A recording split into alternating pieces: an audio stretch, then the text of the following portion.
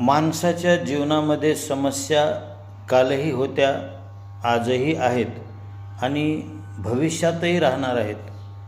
ह्या समस्या कधी संपणार नाहीत. या सर्व समस्येच्या मुळाशी माणसाची वैयक्तिकता आहे. वैयक्तिकतेची धारणा ज्याच्यातून स्वार्थ वाढत जातो, ज्याला आध्यात्मिक भाषेमध्ये अहंकार असं म्हणतात.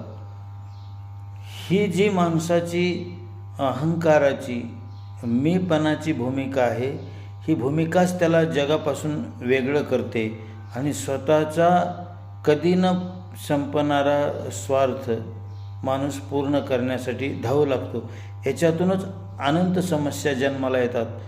तेव्हा मी वेगळा नसून या अस्तित्वाचा एक भागच आहे, हे अस्तित्व संपूर्ण आहे आणि मी त्याच्यातला आहे, ही आध्यात्मिक विचारधारा